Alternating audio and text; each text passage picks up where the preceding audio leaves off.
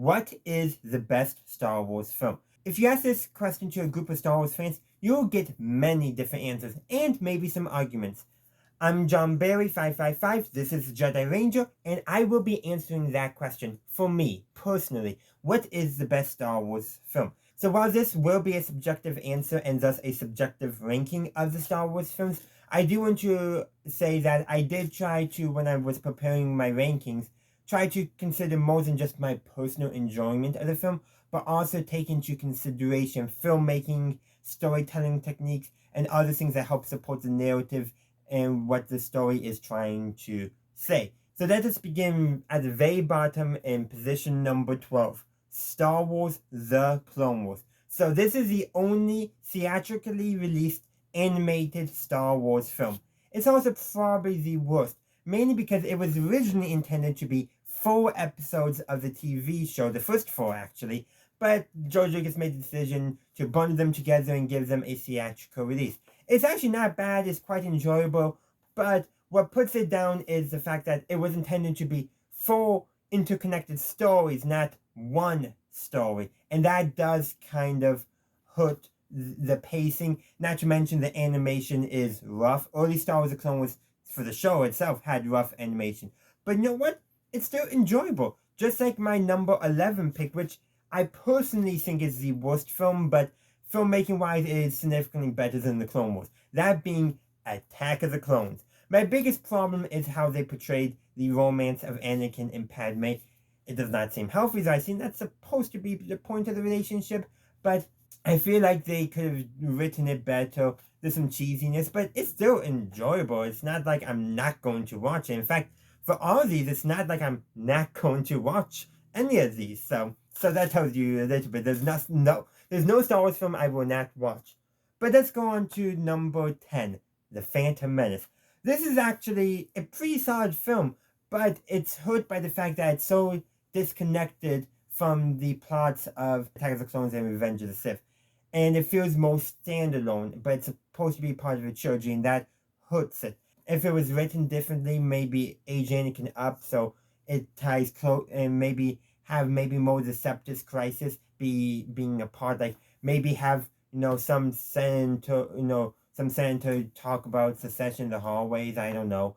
There could have been a few. I feel like they could have connected better to the story going on in the rest of the prequel trilogy outside of Anakin and Palpatine's manipulation. So that's where I stand on that. So let's go to position number 9, and we get to our first sequel trilogy film, which is The Rise of Skywalker. Now, I did enjoy The Rise of Skywalker. However, I will admit it is the weakest of the sequel trilogy films.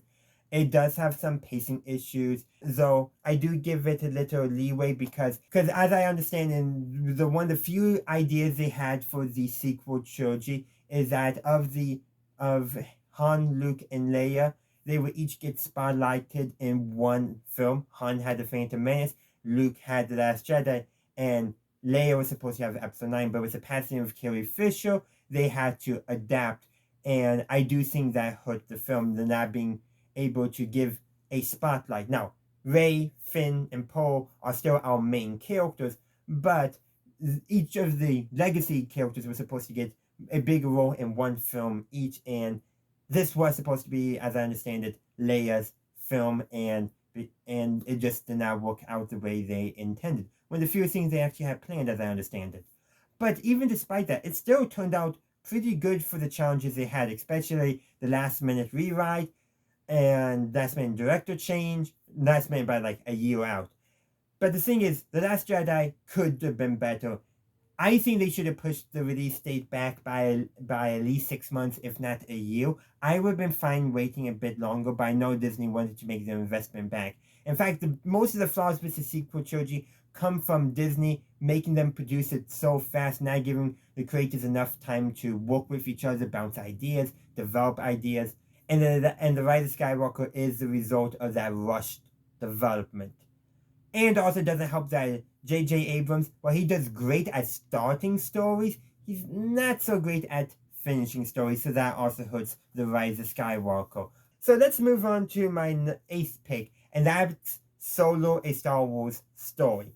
I liked Solo. I thought it was good. It did suffer from the fact they came shortly, and I mean very shortly, after the very divisive The Last Jedi. But Solo is still a good, solid story, and I really much enjoyed it. And the reason why it's so low is because I just either think the other films above it are better made, or I enjoy them better. And that's the only reason why it's so low down, because it's a really good and solid film. It's just, maybe more forgetful. It's probably the film I forget about the most, to be honest. But at the same time, I think we only forget about it because there's not been any other story building off of it. The sequels have gotten books really building off them.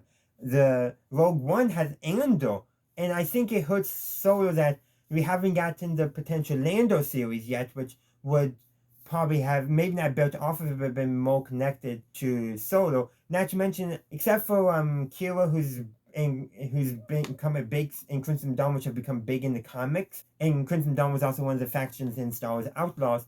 Solo has been not really built on by other stories, and I do think that hurts its memory as well. But let's go to number 7, Revenge of the Sith. So this is definitely by far the best made of the prequel films. Not to mention, I do think it's a very solid film. While it does not, as well as the Clone Wars series did, with showing us Anakin's fall to the dark side, it shows the moment of his fall and the impact of it. And it's just a pretty good film. Its biggest fault is that Anakin's fall, I don't feel, was properly supported by the preceding films, but what they have in Revenge of the Sith is really well done. So let's move on to the number 6 position, Return of the Jedi. This is both the last and weakest of the original trilogy. I do think it's a very solid film, very enjoyable film, and story-wise, I think it's put together very well. I actually really do like the Ewoks, those murderous teddy bears, and there's just a lot of good stuff about it. I really can't think of too many flaws that I personally have with it. But that brings me now to the 5th position, and that's The Last Jedi. What I really like about The Last Jedi is it tried something different. Now, the only problem was, I feel like The Last Jedi, while like Empire is supposed to be the down on the low point for our heroes, its low point is more like the low point of Revenge of the Sith than Empire Strikes Back, which does hurt it to a certain extent, but I do love how Rian Johnson did try to do something different with Star Wars.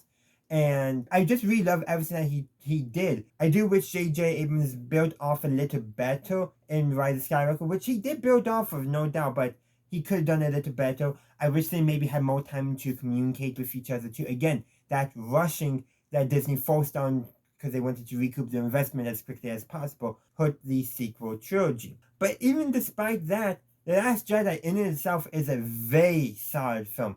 Very, very good ideas, neat ideas, and I really love the execution of all of it. My biggest complaint about it is that Disney forced them to rush the next film and it was not able to be built off of. And maybe a different director, but I don't think Abrams did a bad idea. He's just not the best person for what the episode 9 had to do in following up with episode 8. But we're talking about episode 8 and the 5th position, so time to move on to the 4th position. Awkward transition, but that brings us to what I think is the best of the sequel trilogy, The Force Awakens. And this is, I think, really shows where J.J. Abrams shine. He remixed ideas from all of the original trilogy and brought in some new ones to create a beginning. And this is what J.J. Abrams does best. He's great at starting stories. He creates mystery boxes. He puts in threads that either he can not really follow up on later. He can, but he doesn't at times. But no, things to be followed up later on. He does great at that. He's really good at starting stories, and I think he was a good pick. He played it relatively safe story-wise, like I said, building off of elements of the original trilogy. However, he created this interesting world with the resurgence of fascism in the galaxy. And the only problem is I feel like the implications of all that were not properly built up off of by all subsequent writers, both in the films and the books, with the exception of Bloodlines by Claudia Gray. I think Bloodlines does the best at following up on the threads that J.J. Abrams left in The Force Awakens regarding the political situation of the galaxy. Okay, Resistance Reborn also does a pretty good job too. But we need to move on to the third position, and that's going to be The Empire Strikes Back. Normally, lots of Star Wars fans will say this is the best Star Wars film, and I do think it's my personal favorite, but I will admit that my top two picks are my top two for a specific reason. I'll get to that when I talk about them. Those are the only reasons why Empire isn't at the beginning. Okay, there's actually one more reason. George Lucas, you made Luke and Leia kiss. Now, I know you didn't know they were going to be siblings yet. You hadn't decided on that, but that retroactive decision just makes that scene so icky. Though at the same time, we can say Leia was doing that because, she was trying to get Han jealous. And that works. Yeah, that works. But that does kind of drag it down just a little bit. So before I actually talk about my first and second positions, I want to mention 3 honorable mentions. So these are TV specials / films. We have the Holiday Special, which is actually the only one I do not own on physical disc in some form. I might have to rectify that. No, Sail the Seven Seas. Then we also have the 2 Ewok television movies, The Ewok Adventure and Ewok's Battle of Endor. And yes, I do have these on DVD. In fact, they're right here. Actually, or is it the Caravan? I thought, okay. Actually, the Ewok Adventure, I think, is actually called the Caravan of Courage. It might just be how things were labeled on Wikipedia, so I should have probably checked my physical disc first. That's alright, that happened. I actually do need to properly watch these. But I just wanted to mention, though, that they are technically in some form Star Wars films. So I just had to mention them, but I'm not ranking them because Holiday Special would actually be at the bottom of this, and I haven't actually seen those 2 Ewok television specials films yet. So let's move on to my top 2 picks. So in the number 2 position, I put Star Wars A New Hope, the film that started it all. It has to be near the top because without it, there would be no Star Wars at all. And it's just a good, fun film. It's relatively self-contained, and it's self-contained in a good way, unlike The Phantom Menace, which is actually a fairly self-contained story. Unlike The Phantom Menace, A New Hope, for its when building off of it, actually does it so successfully because George Lucas's idea in Empire was, well, the rebels won, now the Empire is going to get the revenge. That makes good sense. That's a good way of following up on a story that did not leave too much breadcrumbs for a sequel, while The Phantom Menace did not leave any breadcrumbs besides, Palpatine's manipulations and Anakin becoming a Jedi. That's like pure sequel bait, and it has nothing to say about the world per se. A little bit, but like the Separatist crisis comes out of nowhere and Attack of the Clones. I feel like if just some character mentioned some systems are talking about leaving the Republic over their handling, that could have been thrown in. There could have been something to better build the Phantom Menace off to the rest, but they didn't. And that's because they tried to do sequel bait, but without actually planning a sequel per se. George Lucas definitely had way more story ideas than he actually put in A New Hope, but because he knew that he may not get a sequel, he actually didn't do a sequel bait. He made a fairly self-contained story. He left threads that could be interesting to explore in other stories, but not baiting a sequel. And I do think sequel bait does not always work, especially when you are getting a sequel. Then you got to set up the sequel, not bait a sequel. By doing neither, A New Hope is the perfect model for a standalone installment in a trilogy that is built off of by future works. And so that now leads us to my number 1 pick, which also builds off of A New Hope, just in the opposite direction of The Empire Strikes Back. That's right, I'm talking about Rogue One, a Star Wars story. Now, a big reason why I put this here is not only do I think it's well made, but it's resulted in Star Wars Andor, which I do personally believe is the best Star Wars series we have ever gotten. There's lots of interesting ideas, and Andor actually really doesn't, like, some of the messaging does not properly build off of Rogue One in certain ways, but man, does it build off of. It's just really good, and I think it deserves the number 1 position because not only does it lead into A New Hope in such a great way, but it in itself has spawned this great series and is just so good. It deserves the #1 pick, and that's why. And so that's why I think Rogue One deserves the #1 position as the best Star Wars film ever made to date. We'll have some more movies coming out, so that may change how we rank some stuff.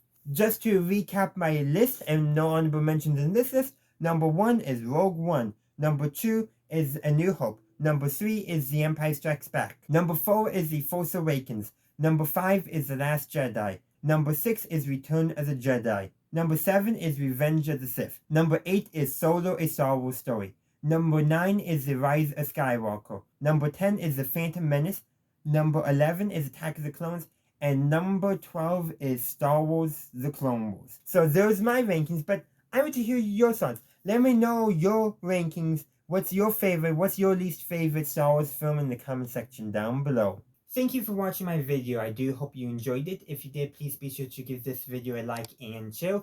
Also, consider subscribing to my channel to stay up to date on all my latest videos. In the meantime, thank you for watching, and as always, have a good day, a good night, wherever you are. May the Force be with you always.